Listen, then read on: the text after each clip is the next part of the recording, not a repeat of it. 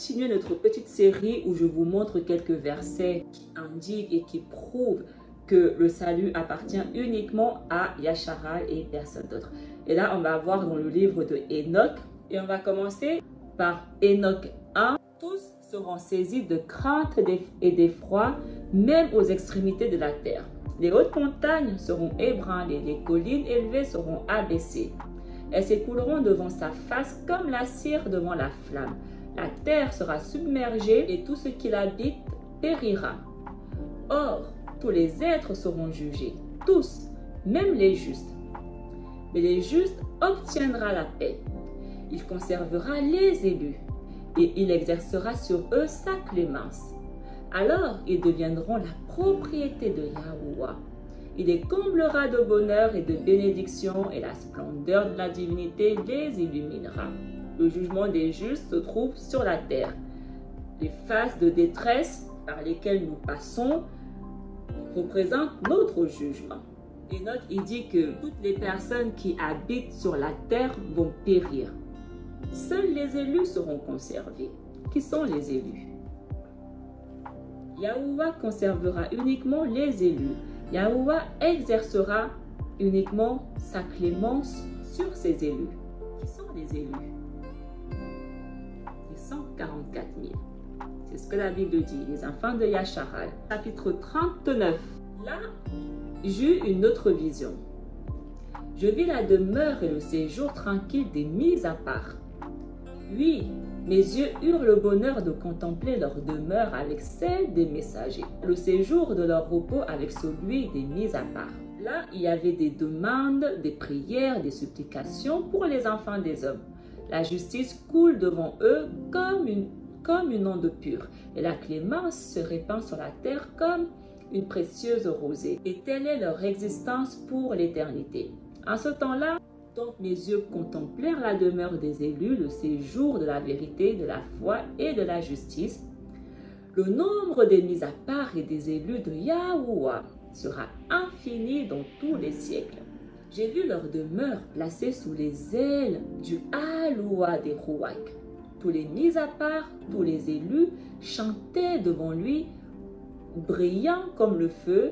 Leur bouche était pleine des louanges de Yahuwah et leurs lèvres s'ouvraient pour célébrer le nom du Aloua des Rouak. La justice se tenait debout devant lui.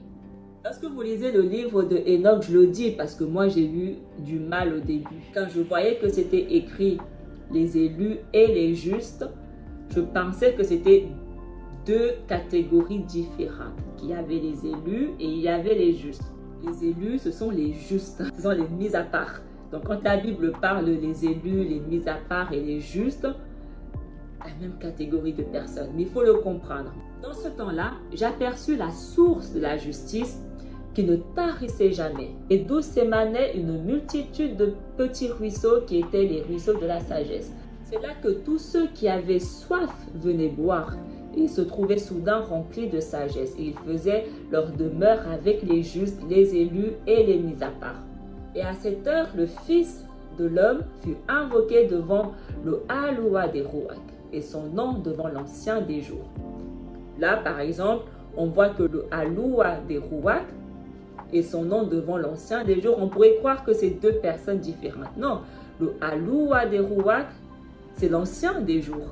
Et avant sa création du soleil et des astres, avant que les étoiles ne fussent formées au firmament, on invoquait le nom du Fils de l'homme devant le Aloua des Rouak. Il sera le bâton des justes et des mis à part. Ils s'appuieront sur lui et ils ne seront point ébranlés. Il sera la lumière des nations.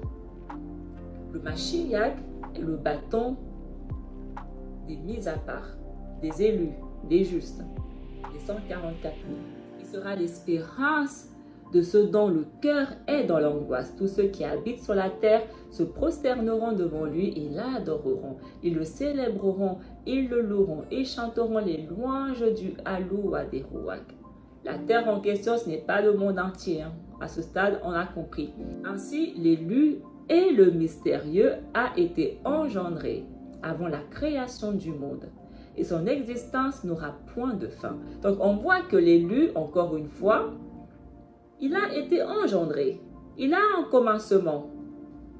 Avant la création du monde, le monde, c'est Yasharal. Il a été créé avant le monde. Les chrétiens qui disent que le Mashiach qui est venu est le Père, c'est un mensonge. Le Tout-Puissant n'a aucun commencement. Personne ne l'a créé, personne ne l'a engendré, il a toujours été. Mais le Mashiach n'a pas toujours été. Il le sera, mais il n'a pas toujours été comme le Père. Il a débuté quelque part, il a été engendré, il a été créé. Il vit en sa présence et il a révélé aux mis à part et aux justes la sagesse du Aloua des Rouak. Car c'est lui qui leur conserve la portion de leur héritage. Car ils ont haï et repoussé loin de ce monde d'iniquité. Ils ont détesté ses œuvres et ses voies et n'ont voulu invoquer que le nom du Aloua des Rouak. Là encore, c'est très intéressant ce qui est écrit. Nous, les mis à part, nous invoquons uniquement le nom de Yahuwah. Nous invoquons que le nom de Yahuwah. Parce que c'est lui le sauveur. Et pourtant, les chrétiens, ils n'invoquent pas le nom de Yahuwah. Ils invoquent le nom de leur Dieu, de leur Messie qui est venu en son propre nom et qui se dit à la fois le Fils et le Père. Ils terminent leur prière par son nom. Parce qu'il leur a dit, demandez en mon nom, parce que je suis venu en mon propre nom. Mais ce n'est pas le nom du Messie que nous devons invoquer. Et les 144 000 l'ont compris. Dans ces jours-là, la terre rendra de son sein et l'enfer du sien ce qu'ils ont reçu. Et l'abîme rendra ce dont il est redevable. Il séparera les justes et les mis à part des méchants. Car ce sera pour les premiers jours, pour les premiers des jours de grâce et de salut. Dans ces jours, l'élu siégera sur son trône et tous les secrets de la sagesse et de l'intelligence s'échapperont de sa bouche. Car le Aloua des Rouak l'a doté d'une gloire éternelle. Le Tout-Puissant l'a doté d'une gloire éternelle. Donc, il n'est pas le Tout-Puissant. Il est temps qu'on le comprenne. Il est vraiment temps. Il est l'élu de Yahuwah. Tout comme nous sommes également les élus de Yahuwah. Dans ces jours, les montagnes tressailleront comme des béliers. Et les collines bondiront comme des agneaux. Rassasiés de lait, et les justes seront des messagers dans le ciel. C'est ce que Yahuwah il dit, vous serez comme les messagers dans le ciel. Leur visage resplendira d'une joie ravissante, car dans ces jours, l'élu sera exalté, la terre tressaillera d'allégresse, les justes l'habiteront, et les élus la fouleront de leurs pieds innocents. La terre sera habitée par les élus, par les justes. Il n'y aura aucun étranger. Alors, je commençais à produire la troisième parabole au sujet des justes et des élus. Soyez bénis, justes et élus, car votre destinée est glorieuse. Les justes demeureront dans la lumière du soleil et les élus dans la lumière de la vie éternelle. De cette vie, dont les jours n'ont point de déclin, les jours des mis à part ne seront point comptés. Ils ont cherché la lumière, ils ont trouvé la justice du Aloua des Rouak. Paix soit donc aux mis à part par le Aloua du monde. Dès ce moment, on dira que les justes cherchent dans le ciel les secrets de la justice et la part d'héritage que la foi leur promet. Car ils se sont levés comme le soleil sur la terre et les ténèbres ont disparu. Là, il y aura une lumière sans fin et des jours innombrables. Les ténèbres seront dissipées et la lumière grandira devant le Aloua des Rouak. La lumière de la justice brillera sur eux d'un éclat sans pareil. C'est exactement ce que dit le livre d'Apocalypse 21. Si nous lisons le chapitre 89. Alors les trois hommes qui étaient revêtus de blanc et qui me prenant par la main m'avaient fait monter, m'enlevèrent encore et me placèrent au milieu des brebis avant le commencement du jugement. Les brebis, nous savons, Yasharal. Les brebis étaient toutes blanches, la laine longue et pure de toute tache. Et toutes celles qui avaient péri ou qu'on avait exterminées, toutes les bêtes sauvages, tous les oiseaux du ciel se réunirent dans cette maison. Et le Aloua des brebis tressaillait d'allégresse de voir rentrer les brebis du bercail. Et je vis qu'elles déposaient l'épée qui leur avait été donnée. Les manuscrits, la parole de Yahuwah. qu'elle la reportait dans la bergerie et la scellait en présence du Yahuwah. On voit que ceux qui vont rentrer dans le bercail, ce sont les brebis, les élus, les justes, les mis à part. Yasharal. On ne parle pas une seule seconde des nations étrangères. Si nous lisons le testament de Naphtali, avant de mourir, qu'est-ce qu'il a dit à ses enfants? Vous aussi ordonnez à vos enfants d'être unis à Lévi et à Yahuda parce que le salut se lèvera en Yasharal par Yahuda. Et en lui, Jacob sera béni. C'est par sa tribu que Yahuwah se verra demeurer parmi les hommes sur terre pour sauver la race de Yasharal, car il rassemblera les justes et les peuples ensemble. Si vous faites ce qui est bien, mes enfants, les messagers et les hommes vous béniront, et par vous, Yahuwah sera glorifié parmi les peuples. Le démon fuira de vous, et les bêtes sauvages vous craindront, parce que les messagers se tiendront près de vous. Si un homme élève bien un enfant, il en aura bonne mémoire. Ainsi, Yahuwah a bonne mémoire d'un bon travail. Mais celui qui ne fait pas le bien, les messagers et les hommes le maudiront. Par lui, Yahuwah sera déshonoré parmi les peuples et le démon le fait sien comme un instrument particulier et toute bête sauvage le dominera parce que Yahuwah le haïra. Parce que les chrétiens disent « Oh, Allahim, il aime tout le monde. Allahim, il aime ceux qui font sa volonté. » Ceux qui ne font pas sa volonté, ils sont tous dominés par des esprits impurs, par des démons. Et les démons, ils font de lui un instrument, ils jouent avec. Et on voit qu'il n'y a que les 144 000 qui ont fait la volonté. Il n'y a que aux 144 000 que les esprits impurs n'ont pas dominé. En dehors des 144 000, tous les autres sont dominés par des esprits impurs. Ils sont tous des esclaves, esclaves du péché, esclaves du démon. Tous. Ils font tous la volonté du démon. Ils ne le savent pas parce qu'ils croient qu'ils font leur propre volonté. Non, non, darling. Vous faites tous la volonté du démon. C'est le démon qui influence tous vos choix que vous faites. Il vous guide. Le rouage de chacun guide chacun dans le chemin qui lui est destiné. Nous menons tous la vie qui nous est destinée, la fin qui nous est destinée. On suit le chemin, les uns pour la perdition et les autres pour la vie éternelle. La nudité que tu n'arrêtes pas d'exposer, tout ton maquillage, tes bijoux que tu n'arrêtes pas de porter, c'est parce que un démon t'influence à faire toutes ces choses-là. Il est important de le comprendre. Personne ne fait rien réellement par sa propre volonté. On est tous guidés et influencés par un rouage, soit le rouage de vérité, soit le rouage de l'erreur. Donc ici, Naphtali, il dit clairement à ses enfants que Yahuwah sauvera la race de Yasharal. Il rassemblera les justes et les peuples ensemble. Et si on lit celui de Gad, qu'est-ce qu'il a dit à ses fils avant de mourir? Dites ces choses vous aussi à vos enfants, et qu'ils honorent Yahuda et Lévi, car d'eux, Yahuwah élèvera un sauveur pour Yasharal. Mais je sais qu'à la fin, vos enfants se sépareront d'eux et marcheront dans le mal, en tromperie et corruption devant Yahuwah. Donc, ils ont tous prophétisé avant de mourir que Yahuwah enverra quelqu'un pour sauver son peuple, pour sauver Yasharal. Pas pour sauver toutes les nations entières qui veut, comme racontent les chrétiens là. Et Assar, qu'est-ce qu'il a dit à ses fils avant de mourir? Et pour cette raison, dites ces choses à vos enfants pour qu'ils ne lui désobéissent pas.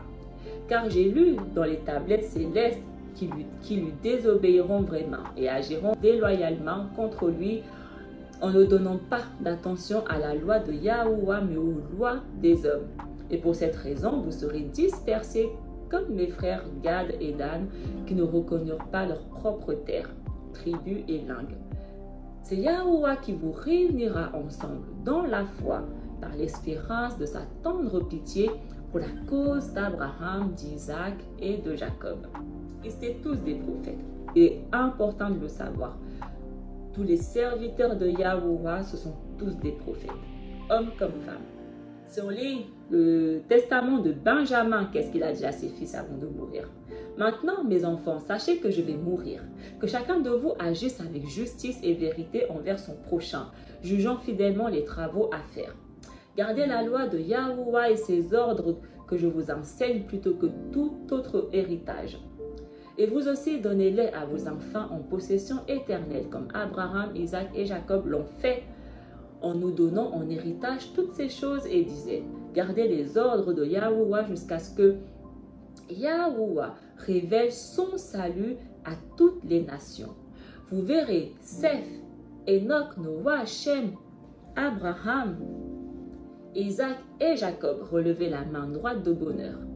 Nous serons aussi relevés, chacun de nous, pour sa tribu, pour nous prosterner devant le roi du ciel et nous réjouir avec lui et tous ceux qui ont cru en lui sur terre.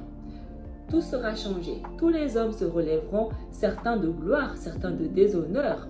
Yahuwah jugera d'abord Yasharal pour les torts qui ont été commis et le nombre de ceux qui ne le crurent pas, quand le salut de Yahuwah en chair apparut sur terre comme un homme d'humilité, puis il fera la même chose aux nations.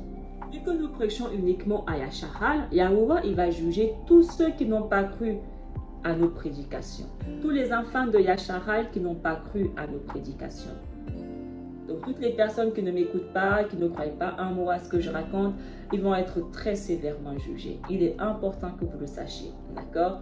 Parce que le salut est venu vers vous et vous avez refusé le salut. Il y a beaucoup d'appelés. Yahuwah, il a appelé tout Yasharal. Mais ils ont refusé. Beaucoup d'appelés, mais peu d'élus. Peu ont cru en lui. Peu ont cru en son salut. Peu ont cru en Yahusha, à l'élu qu'il a envoyé. Très peu ont cru en lui. Chacun a préféré suivre ses propres voies. Son jugement est parfait et juste. Ensuite, Yahuwah, il jugera les autres nations. Mais le jugement des autres nations ne concerne pas le fait qu'on leur a prêché la parole, ils n'ont pas cru. Non, vu qu'on ne leur prêche pas la parole. On prêche uniquement à Yasharal. Les nations étrangères, ils vont être jugés pour ce qu'ils ont fait, justement, au peuple de Yahuwah. C'est deux jugements séparés. Mais le jugement commence par Yasharal. Il est important de le comprendre. Donc là, actuellement, c'est Yasharal qui est jugé. Les nations étrangères seront jugées à la fin, en dernier. Si on continue, toujours Benjamin. Dans les temps éloignés, un bien-aimé de Yahuwah se lèvera de ma semence, de Yahuda et Lévi, qui entendra sa voix sur terre et fera sa volonté et son bon plaisir pour éclairer les nations d'une nouvelle connaissance. La lumière de la connaissance s'élèvera sur Yasharal et son salut les saisira comme un loup, venu sur eux en rassemblant les nations. Il sera sur toutes les bouches des congrégations des nations et chez leurs dirigeants comme un accord de musique jusqu'à la consommation des âges.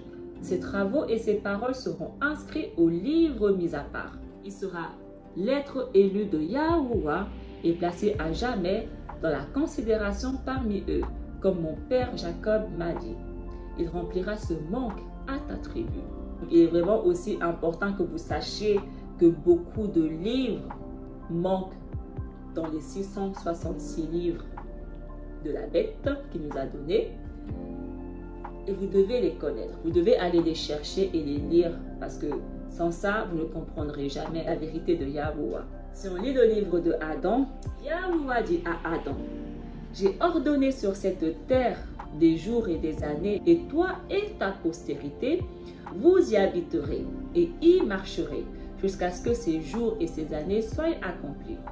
Après quoi, j'enverrai la parole qui t'a créé et contre laquelle tu as transgressé, la parole qui t'a fait sortir du jardin et qui t'a relevé quand tu étais tombé. Puis, la parole qui te sauvera encore, quand les 5 jours et demi seront accomplis. » Là encore, on voit que Yahuwah, il a envoyé son fils. Il n'est pas venu de lui-même. Et lorsque Adam entendit ces paroles venant de Yahuwah sur les grands 5 jours et demi, il n'en comprit pas le sens. Car Adam pensait qu'il n'y aurait que 5 jours et demi jusqu'à la fin du monde. Éploré, il pria Yahuwah de lui expliquer. Et Yahuwah, dans sa miséricorde pour Adam qui avait été fait à son image et à sa ressemblance, lui expliqua qu'il s'agissait de 5500 ans. Et comment un viendra ensuite le sauver, lui et sa postérité. Mais Yahuwah avait auparavant conclu cette alliance avec notre père Adam, dans les mêmes termes avant qu'il ne sorte du jardin lorsqu'il se trouvait près de l'arbre dont Ève prit le fruit et le lui donna à manger. Donc, il faut comprendre que Yahuwah, il a fait premièrement une promesse à Adam. C'est de là que tout a commencé. Parce que les 666 livres de la bête là qu'il nous a donné, ils ont enlevé plusieurs vérités. Ils ne parlent pas d'Adam. Ils font comme si Adam il a péché et il a été chassé du jardin et puis basta. Non, non, non, non, non. Adam s'est repenti. Adam c'est l'homme que Yahuwah a créé, mâle et femelle. Ils se sont repentis comme pas possible. Et Yahuwah leur a fait une promesse que eux et sa postérité et leur postérité reviendront dans le jardin d'Éden. Il a fait une alliance avec Adam. Donc Adam est la base, est le commencement de toutes choses. Et il est important aussi de comprendre que on n'est pas tous de la postérité d'Adam comme le monde le raconte. Ça, c'est un mensonge. Le monde dit que nous sommes tous les fils d'Adam. Non, non, non, non, non, non. Il est temps que la vérité éclate. On n'est pas tous de la postérité d'Adam. Parce que si on était tous de la postérité d'Adam, on ne serait pas aussi différents physiquement. On se ressemblerait tous. Il n'y aurait pas différentes races comme il y a actuellement. Yahuwah, il a créé un homme. Il a créé l'homme, mâle et femelle. Il a dit multipliez, fructifiez. Ayez des enfants à votre ressemblance. Parce que je vous ai créé à ma ressemblance. Donc tous les enfants qui sont issus d'Adam se ressemblent. Dès le moment où on ne se ressemble pas tous, c'est qu'on n'est pas tous issus d'Adam. C'est aussi simple que ça. Mais ça, on en reparlera plus tard. Et là, Yahuwah, il a dit que c'est à Adam et sa postérité qu'il va sauver. Et les chrétiens ne veulent pas que vous le sachiez. Ils ne veulent pas. Si nous lisons le livre d'Azra, mais le 6e jour, tu as ordonné à la terre de produire devant toi du bétail, des animaux et des reptiles. Sur ceci, tu as établi Adam comme chef de toutes les œuvres que tu as faites. C'est de lui que nous sommes tous issus, le peuple que tu as choisi. J'ai dit tout cela devant toi, Yahuwah, parce que tu as dit que c'est pour nous que tu as fait ce monde. Quant aux autres nations qui viennent aussi d'Adam, tu as dit qu'elles ne sont rien, qu'elles sont comme des crachats. Tu as comparé leur abondance à une goutte qui tombe d'un seau. Maintenant, Yahuwah, voici que ces nations qui sont réputées être rien dominent sur nous et nous dévorent. Mais nous, ton peuple que tu as appelé ton premier-né, ton unique enfant, Yahuwah, il a rejeté toutes les autres nations issues d'Adam. Mais il a choisi uniquement Yasharal. Donc la promesse concerne Adam et la race des justes. Et Yasharal. Donc la promesse ne concerne pas tout le monde, comme le racontent les chrétiens. Leur doctrine ne matche pas une seule seconde avec ce qui est écrit dans la Bible. Pas une seule seconde. Et la seule raison pour laquelle on croit à leurs mensonges, c'est parce que on manque de connaissances. On ne comprend pas nous-mêmes la parole. Parce que, boy, quand on commence à réellement comprendre la parole, aucune religion ne matche avec ce qui est écrit dans la Bible. La Bible, ce n'est pas une question de religion. Pas du tout. Pas du tout. Donc, si vous êtes dans la religion, vous êtes loin de la vérité de Yahuwah. On ne parle pas de religion ici. On parle de promesses, d'alliance, de postérité, d'héritage qui a été fait à un peuple, à Adam et sa postérité. Et on n'est pas tous issus d'Adam.